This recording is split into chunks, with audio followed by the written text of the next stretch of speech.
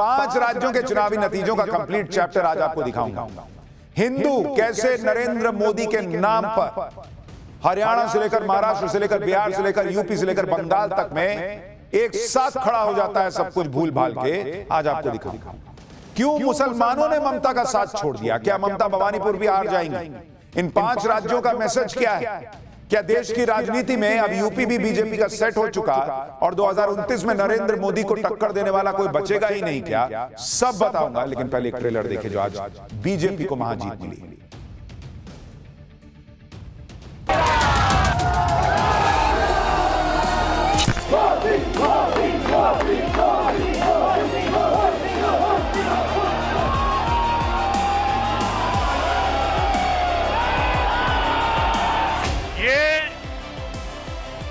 भरोसे का दिन है।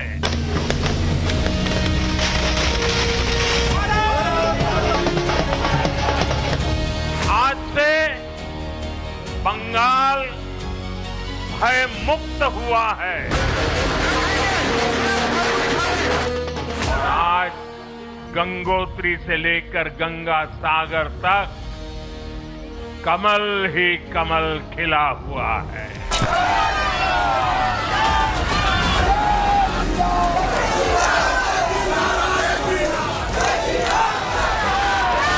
বাংলায় পরিবর্তন হয়ে গেছে।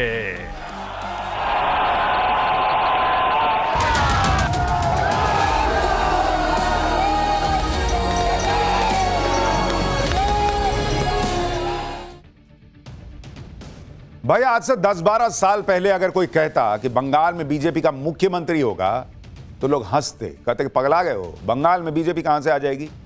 लोग कहते मजाक है क्या। लेकिन जो सपना बीजेपी दशकों से देखती आ रही थी, आज उस सपने को पीएम मोदी ने पूरा कर दिया। बंगाल जहां 2014 तक बीजेपी कहीं रेस में भी नहीं होती थी, आज वहां 200 प्लस सीटों के साथ पीएम मोदी ने पूरा खेल पलट दिया। जिन ममता बनर्जी को इंडी गठबंधन मोदी के खिलाफ सबसे मजबूत नेता मान रहा था, उसे ममता बनर्जी को पीएम मोदी ने उनके ही गढ़ में सबसे करारी हार दे दी। बीजेपी के लिए बंगाल की जीत इसलिए भी खास है क्योंकि बंगाल की चुनावी हिंसा में बीजेपी के कई कार्यकर्ता अपनी जान गंवाते आ रहे थे।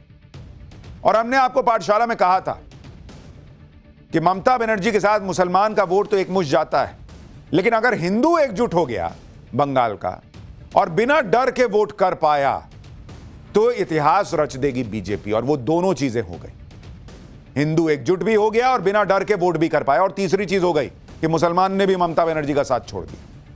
आज पीएम मोदी ने बंगाल में ममता बनर्जी की भय की राजनीति का शटर डाउन कर दिया। नहीं तो बंगाल में पब्लिक बोलना नहीं चाहती थी मुंह खोल के कि बाप रे बाप किसको वोट दिए, इतना डर का माहौल था। पिछला बंगाल चुनाव के बाद का पोस्ट पोल वायलेंस कोई भूलेगा। रेप, हिंसा, जला देना, मार देना, काट देना, क्या नहीं हुआ था। अभिषेक बनर्जी बोले ना थे कि आज 12 बजे के बाद देखूंगा कौन किसका बाप दिल्ली से आता है तुमको बचाने के लिए। अरे बॉस, बाप को छोड़ो, अपनी पार्टी को बचाओ। यह हालत हो गई तुम्हारी। दिल्ली से किसी को आने की जरूरत नहीं है, बंगाल में अपनी पार्टी बचाओ। पब्लिक ने यह हाल कर दिया अभिषेक बनर्जी की पार्टी का। बंगाल की ऐतिहासिक जीत को सेलिब्रेट करने के लिए आज पीएम मोदी अलग स्टाइल में भी नजर आए। जब वो बीजेपी हेडक्वार्टर पहुंचे तो सफेद कुर्ता, तसर सिल्क धोती पहने नजर आए, जो बंगाल के पुरुषों का पारंपरिक परिधान है। पीएम मोदी एक बंगाली बाबू के स्टाइल में दिख रहे थे। बंगाल को लेकर पीएम मोदी ने कहा कि आज से बंगाल भयमुक्त हो गया। सुनिए पीएम मोदी ने बंगाल की जीत पर क्या क्या कहा है, फिर आपको पूरा गणित समझाऊंगा कि बंगाल में यह खेला हुआ कैसे। आज से बंगाल भय मुक्त हुआ है, विकास के भरोसे से युक्त हुआ है। बांग्लाय परिवर्तन होए गेछे। बंगाल में हमारे कितने ही कार्यकर्ताओं ने अपना जीवन इस जीत के लिए समर्पित किया है। भाजपा की कितनी महिला कार्यकर्ताओं को तमाम अत्याचार सहने पड़े हैं। मैं आज बंगाल में भारतीय जनता पार्टी की सफलता का श्रेय ऐसे सभी कार्यकर्ताओं को, उनके परिवारों को देता हूं। बंगाल की महाजीत पर पीएम मोदी ने और क्या क्या कहा, यह तो आपको आगे दिखाऊंगा, लेकिन पहले यह देखिए कि इधर पीएम मोदी बंगाल में जीत का जश्न मना रहे हैं, उधर हार की टेंशन में आज ममता बनर्जी दिन भर बेचैन दिखी। उनकी भवानीपुर सीट अभी भी फंसी हुई है। काउंटिंग के बीच आज ममता बनर्जी कोलकाता में भवानीपुर विधानसभा के काउंटिंग हॉल पहुंच गई। ममता बनर्जी की आप बॉडी लैंग्वेज देखिए, एकदम तमतमाते हुए पहुंची। उनके चेहरे पर हार की निराशा साफ दिख रही थी। ममता बनर्जी जब काउंटिंग हॉल में गई तो उससे पहले ही शुवेंदु अधिकारी भी काउंटिंग हॉल में मौजूद थे। जब ममता बनर्जी भवानीपुर काउंटिंग हॉल पहुंची तो उनका विरोध भी देखने को मिला। बीजेपी के कार्यकर्ताओं ने ममता बनर्जी की गाड़ी रोकने की भी कोशिश की। बंगाल में ममता बनर्जी सिर्फ हारी नहीं है, बल्कि बुरी तरह हारी है, क्योंकि ममता बनर्जी तो सीटों की डबल सेंचुरी लगाने का दावा ठोक रही थी। रुझानों में डबल सेंचुरी बीजेपी ने लगा दी है। इसी सबसे बौखलाई हुई ममता बनर्जी ने बीजेपी को दानव पार्टी कह दिया। ममता बनर्जी आरोप लगा रही है कि बीजेपी ने 100 से ज्यादा सीटें लूट ली हैं। देखिए कैसे एकदम बीजेपी पे फुल फायर हो रखा है। बीजेपी এরা হচ্ছে দানবিক পার্টি। 100টা সিট লুট করেছে, 100টা more than 100 seats they looted and cheated, and this election commission is a BJP commission. इन लोगों का भी अजब हिसाब है बॉस। शुरुआत ये लोग किए थे कि बीजेपी ईवीएम हैक करती है, कभी उसको साबित नहीं कर पाए। उसके बाद जो है राहुल गांधी आए, उन्होंने कहा कि ये बीजेपी जो है ना वो वोटर लिस्ट से नाम काट काट के जीतती है। उसके बाद जो है एक ममता बनर्जी ने कहा कि ये तो एसआईआर के जरिए नाम जोड़ जोड़ के जीत रहे हैं और नाम काट काट के भी जीत रहे हैं। अखिलेश यादव बोलते हैं कि बीजेपी चुनाव के दौरान वोटिंग करने नहीं देने जाकर उसके बाद लोगों को रोककर चुनाव जीत जाती है। अब ये नया आया है कि भाई वोट काउंटिंग के वक्त बीजेपी चुनाव जो है वो खेला करके जीत जाती है। भाई पहले मन बनाओ कि ईवीएम हैक है, कि एसआईआर के जरिए जीतती है, कि नाम काट के जीतती है, कि जोड़ के जीतती है, कि काउंटिंग में जो गड़बड़ी करके जीतती है, कि जब ईवीएम स्टोर करके रखे जाते हैं तब वहां खेला करती है। पहले मन तो बनाओ। तमाशा चल रहा है देश में कि जब मन आया जो आया बोल दिया। मैंडेट मानना नहीं है पब्लिक का। बंगाल के पोस्ट पोल वायलेंस में जब महिलाओं के साथ रेप हुआ, उनको मार दिया गया, तब वो कौन दानव थे? आज कह रही हैं कि बीजेपी दानवों की पार्टी है। उस वक्त जो हुआ था लोग भूल जाएंगे। और एक और बड़ी खबर इस वक्त की आपको बताता हूं। भवानीपुर से ममता बनर्जी पीछे हो गई हैं। 6226 वोट से ममता बनर्जी पीछे चल रही हैं। 20 में से मात्र 3 राउंड की वोटिंग बाकी है। भवानीपुर में शुवेंदु अधिकारी को बढ़त मिल गई है, यानी ममता बनर्जी खुद अपनी सीट वो भवानीपुर हार सकती हैं, जहां पर उन्होंने जब नंदीग्राम में हारी थी तब जाकर चुनाव जो है बाईपोल में जीता था और मुख्यमंत्री बन पाई थी। वो भवानीपुर जो उनका गढ़ है वो भी ममता बनर्जी हार सकती हैं। तो बीजेपी को कोसने से, वोटर को कोसने से कुछ नहीं होगा। आप देखिए पब्लिक आपके साथ क्या इस वक्त भाव रख रही है। ममता की बौखलाहट इसलिए है कि वो अपनी सीट भी नहीं जीत पा रहे। पिछले बार भी नंदीग्राम में शुवेंदु अधिकारी ने हरा दिया था, पर पार्टी जीत गई तो कहने को रहा कि ना कोई बात नहीं, गलती से जीत गया होगा। इस बार पार्टी भी हार जाएगी, खुद भी हार जाएंगी, एकदम छीछा लेदर ना हो जाएगा, इसलिए एकदम तमतमाई हुई। 15 साल जिस बंगाल में ममता के इशारे पर सब कुछ चलता था, जहां पत्ता भी ममता के आदेश के बिना हिलता नहीं था, उस बंगाल में ममता बनर्जी की पूरी जमीन पलट गई है बॉस। और बहुत शांतिपूर्वक हुआ, कहीं एक भी बड़ी घटना नहीं होने दी चुनाव आयोग ने। ये लोग चुनाव आयोग को गाली देते हैं, ज्ञानेश कुमार को गाली देते हैं। ज्ञानेश कुमार ने वो करके दिखा दिया जो एक जमाने में बिहार में चुनाव आयोग ने किया था, और बिहार में बूथ लूटने से रोककर वहां पर निष्पक्ष चुनाव कराया गया था। आज की डेट में बंगाल में मुख्य चुनाव आयोग ज्ञानेश कुमार और उनकी टीम ने जो कर दिया वो ऐतिहासिक है बॉस। ना तो बूथ लूटने दिया गया, ना खुलेआम गुंडागर्दी करने दी। पहली बार ऐसा चुनाव हुआ है जिसमें किसी निर्दोष की जान नहीं गई। भयमुक्त चुनाव ने ही ममता बनर्जी को निपटा दिया, क्योंकि हिंसा, हंगामा, मारपीट यही ममता बनर्जी और टीएमसी की बड़ी ताकत थी। लेकिन इस बार बिना डर के बंगाल ने अपनी नई सरकार चुन ली। पीएम मोदी ने आज इसी पर क्या कहा, एक बार सुनिए, फिर आगे की बात बताता हूं। पश्चिम बंगाल में शांतिपूर्ण मतदान हुआ। पहली बार ऐसा हुआ कि चुनावी हिंसा में एक भी निर्दोष नागरिक की जान नहीं गई। लोकतंत्र के इस महापर्व में बंदूक की आवाज नहीं, जनता जनार्दन की आवाज गूंजी। पहली बार डर नहीं, लोकतंत्र जीता है। और बड़ी खबर देखिए, भवानीपुर से ममता बनर्जी हार गई हैं। 11,000 वोट से ममता बनर्जी अपनी खुद की भवानीपुर सीट हार गई हैं। और यह बड़ा अंतर है, कोई 200, 400, 500, 1000 वोट से नहीं, 11,000 वोटों से शुवेंदु अधिकारी ने ममता बनर्जी को भवानीपुर में हरा दिया है। तो शुवेंदु अधिकारी की भी आपको तारीफ करनी होगी। पहले नंदीग्राम में पिछले बार उन्होंने चैलेंज दिया, हरा के दिखाया। इस बार भवानीपुर में ममता बनर्जी के गढ़ में घुसकर ममता बनर्जी को शुवेंदु अधिकारी ने हरा दिया है।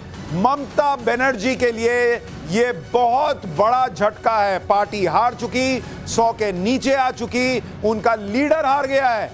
उनका कार्यकर्ता पूछेगा कि दीदी, जब आप अपनी सीट नहीं बचा पाई तो हमसे क्या उम्मीद कर रही हैं?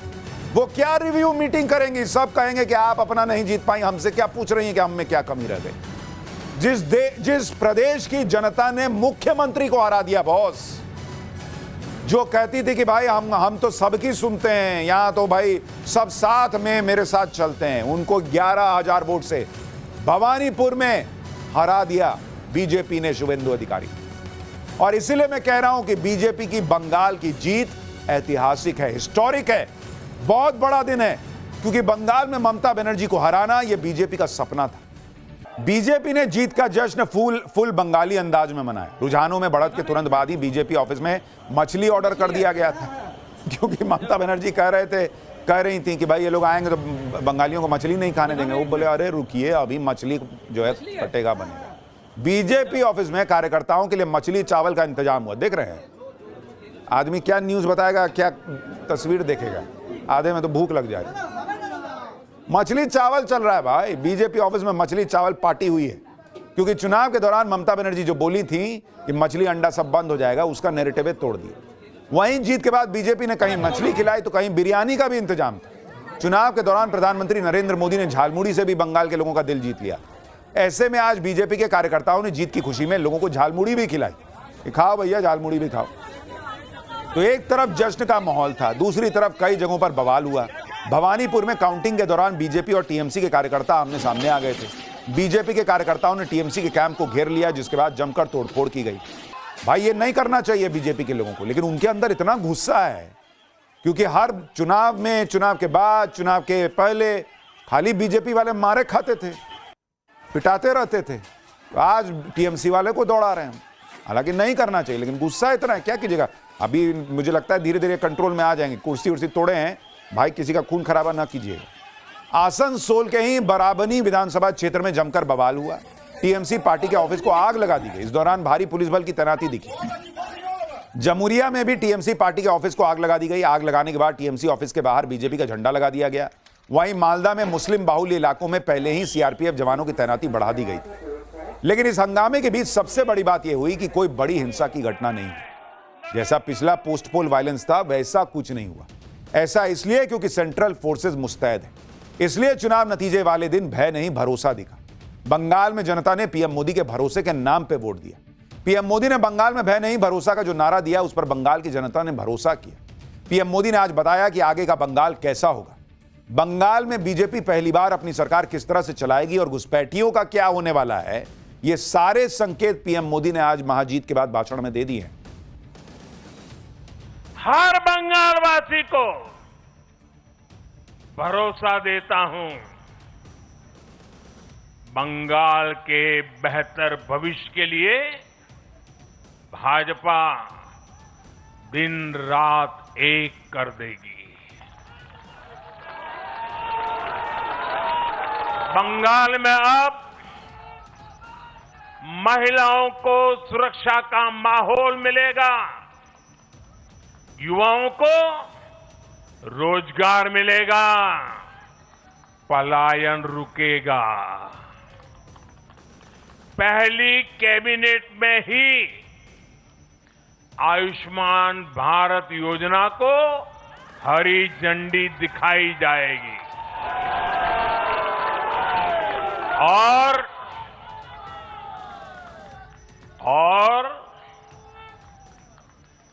घुसपैठियों के खिलाफ भी सख्त से सख्त कार्रवाई होगी।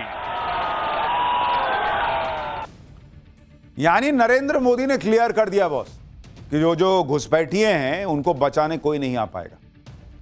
अभिषेक बनर्जी कह रहे थे ना कि कौन बचाने आएगा बंगाल से, किसका बाप आएगा देखेंगे।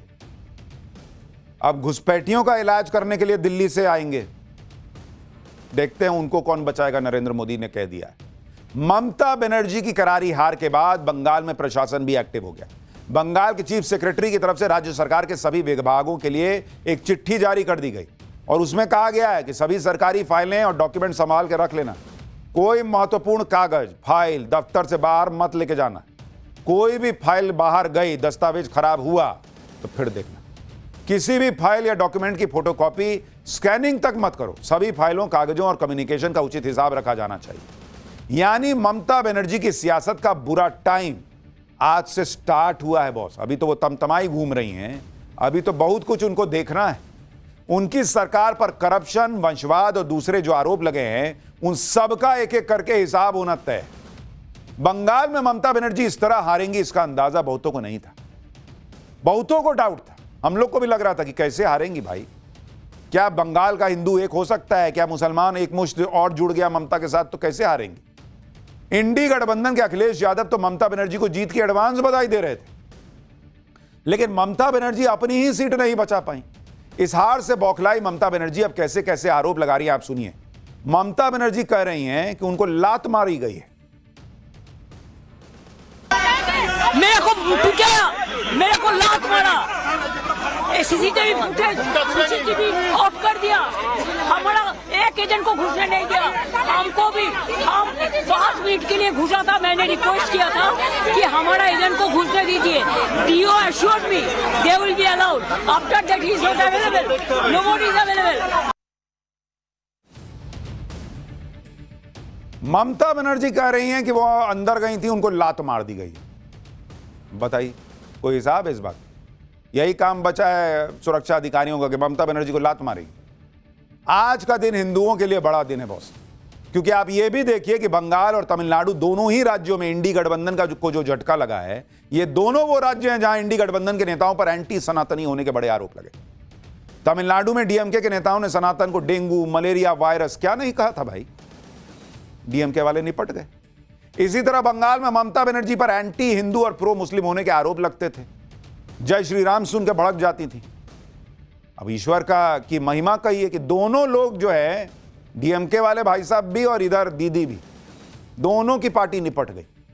दोनों ही राज्यों में इंडी गठबंधन की एंटी सनातन वाली छवि को नुकसान हुआ। इन दोनों राज्यों के नतीजों ने बता दिया कि देश की राजनीति में जो भी सनातन के खिलाफ बात करेगा उसकी विदाई तय है। बॉस, ये पहली बार हो रहा है इस देश के अंदर कि हिंदू तय कर रहा है कि सरकार किसकी बनेगी। आजादी के बाद से नैरेटिव होता था कि मुसलमान एक मुश्त वोट देकर तय करता है कि सरकार किसकी बनेगी। ये नरेंद्र मोदी ने ऐसा हिंदुओं को एक कर दिया कि हिंदू अब बताने लगा है कि कौन सरकार में बैठेगा। गाली दोगे? नहीं बैठाएंगे, जाओ। जय श्री राम नहीं बोलने दोगे? नहीं बैठाएंगे, जाओ। ये हिंदू कर रहा है, नरेंद्र मोदी के राज में कर रहा है, क्योंकि उसके अंदर वो हिंदू वाला प्राइड नरेंद्र मोदी ने पैदा किया कि तुम अगर एक मुश्त वोट दोगे तो जो तुमको कम्युनल कहता है ना, दरअसल वही कम्युनल है। क्यों भाई? अगर मुसलमान भाई लोग एक साथ आकर वोट दे सकते हैं तो हिंदू क्यों एक मुश्त वोट नहीं दे सकता? हिंदू देगा तो वो कम्युनल हो जाएगा, मुसलमान देगा तो वो उसकी स्ट्रेटेजिक वोटिंग है। ये कौन सा नैरेटिव है? लेकिन ये नैरेटिव बनाया गया क्योंकि इसी तरीके से सियासत की, जो आप कहिए कि वहां पर चेस चल रहा है, उसमें अपना ये लोग चाल चलते थे। नरेंद्र मोदी ने पूरा चेस बोर्ड उठा के फेंक दिया, बात यहां चेस नहीं होगा, लूडो होगा। सीधा सीढ़ी चढ़ चढ़ के भागेंगे। सनातन के खिलाफ बातें करना स्टालिन के नेताओं को भारी पड़ा। जय श्री राम के नारे से चिढ़ना ममता बनर्जी के लिए घातक साबित हुआ। और इसलिए आप देखिए कि बंगाल में आज जय श्री राम का ही नारा गूंज रहा है। तो ममता बनर्जी जो कह रही हैं कि बीजेपी ने चुनाव लूट लिया, ऐसा खेला कर दिया, वो अरे ये पब्लिक जो निकली हुई है ऐसे हवा में निकली हुई है भाई। वो खुश है तभी ना निकली है। वो जय श्री राम का नारा लगा रही है बिना डर के। इसका मतलब उसको कॉन्फिडेंस था कि वो सरकार बदलने जा रही है और वो हो गया, इसलिए वो निकली है। पहले जब ममता बनर्जी जीतती थी, ये हिम्मत थी लोगों की कि ऐसे निकल जाते और जय श्री राम बोल देते। ये हिम्मत नरेंद्र मोदी ने दी। आप देखिए कि आज बंगाल का माहौल कैसे बदल गया। सोशल मीडिया पर वीडियो वायरल है, दावा है कि आज बीजेपी कार्यकर्ताओं ने ममता बनर्जी के घर के पास बाइक पर जश्न मनाते हुए जय श्री राम के नारे लगाए। बंगाल में जिस तरह के नतीजे आए हैं उसके पीछे यही कहा जा रहा है कि इस बार बंगाल के हिंदुओं ने पूरी कमान संभाली हुई। बंगाल चुनाव के शुरुआत से ही जिस तरह से बाबरी मस्जिद के चर्चे शुरू हुए तो सबको यही लगा कि इस बार बंगाल के चुनाव में बाबरी के नाम पर वोट पड़ेगा। लेकिन बंगाल के हिंदुओं ने बता दिया कि अब बंगाल में सनातन फैक्टर सब कुछ तय करेगा। जो हिंदू हितों की बात करेगा वही बंगाल पर राज करेगा। यह मैसेज बंगाल के हिंदुओं ने दे दिया। इसलिए आप देखिए कि बंगाल में 90% से ज्यादा वोटिंग हुई। मुसलमानों की तरह बंगाल के हिंदुओं ने भी एक मुश्त वोटिंग में हिस्सा लिया। दावा किया जा रहा है कि इस बार बंगाल में हिंदुओं ने ममता बनर्जी से सनातन के अपमान का बदला लिया है। कभी रामनवमी पर बवाल, कभी दुर्गा पूजा पर विवाद। बंगाल के हिंदुओं ने इस बार सारा झंझट ही निपटा दिया। इसमें एक बड़ा फैक्टर बांग्लादेश के हिंदुओं के खिलाफ अत्याचार का मामला भी रहा, जिससे भड़के हिंदुओं ने इस बार बांग्लादेश के घुसपैठियों को बंगाल से चलता करने के लिए ऐसी लहर बना दी कि ममता बनर्जी उसके आगे टिक ही नहीं पाई। शुभेंदु अधिकारी भी यही दावा कर रहे हैं कि बंगाल के हिंदुओं ने ममता बनर्जी से अपना बदला ले लिया है। हिंदू के ऊपर अत्याचार किया, हिंदू ने सबक सिखा दिया। इनकम्बेंसी सेकंड फैक्टर है। ये पूरा हिंदू के ऊपर जितना अत्याचार किया, मालदा, मुर्शिदाबाद, मोथाबाड़ी से लेकर, हिंदू ने पूरा खत्म कर दिया ममता को। पश्चिम बंगाल में धमाकेदार जीत के बाद देश में एनडीए शासित राज्यों की संख्या कैसे बढ़ गई है आप देखिए। भारत के मैप पर भगवा रंग छा गया है बॉस। पूरब से लेकर पश्चिम तक भगवा ही भगवा दिख रहा, देख रहे हैं? पूरा भारत भगवा होने की तरफ बढ़ रहा है। भारत के 22 राज्यों में और यूनियन टेरिटरी में अब बीजेपी और सहयोगियों की सरकार है। बंगाल की जीत ने बीजेपी को बहुत बड़ा पॉलिटिकल माइलेज दे दिया है और बीजेपी का सालों पुराना सपना पूरा हो गया। देश के 72% क्षेत्रफल पर बीजेपी और एनडीए का शासन है और करीब 78% आबादी के लिए बीजेपी आज की डेट में काम कर रही है। जो कि नरेंद्र मोदी जब सत्ता में आए थे तो ऑलमोस्ट 25-30% आबादी के लिए बीजेपी काम करती थी। आज की डेट में नरेंद्र मोदी के राज में भगवा छा गया है बॉस। आप यह भी देखिए कि गंगोत्री से गंगा सागर तक पूरी गंगा बेल्ट पर अब बीजेपी और उसके सहयोगियों की सरकार है। उत्तराखंड, जहां की गोमुख से गंगा नदी निकलती है से लेकर, वहां पे तो बीजेपी की सरकार है ही। उत्तराखंड से गंगा नदी उत्तर प्रदेश आती है, यहां बीजेपी की सरकार है। यूपी से गंगा नदी बिहार पहुंचती है, वहां एनडीए की सरकार है। और पश्चिम बंगाल, जहां गंगा नदी गंगा सागर में मिलती है, यानी गंगा सागर में जहां पर मिल रही है, वहां भी अब बीजेपी की सरकार है। यानी गंगा के उद्गम से लेकर गंगा के समुद्र में मिलन तक पूरा इलाका भगवा में है। और नरेंद्र मोदी ने वाराणसी में क्या कहा था कि मुझे गंगा मैया ने बुलाया है, तो गंगा मैया का काम कर दिया उन्होंने। इतना ही नहीं, बंगाल के आगे पूरे नॉर्थ ईस्ट में भी बीजेपी सहयोगियों की सरकार है। तो जो लोग चिकन स्नैक को काटने का सपना देख रहे थे, उनको अब सपने आएंगे नहीं, क्योंकि रात में नींद नहीं आएगी। चिकन स्नैक काटोगे, बच्चा का खेला है। इसी के साथ पूर्व प्रधानमंत्री अटल बिहारी वाजपेयी की वो बात भी सच साबित हो गई, जब अटल जी ने कहा था कि एक दिन आएगा जब अरब सागर से गंगा सागर तक कमल खिलेगा। आज पीएम मोदी ने भी ये बात कही कि अब गंगोत्री से गंगा सागर तक कमल ही कमल खिल गया है।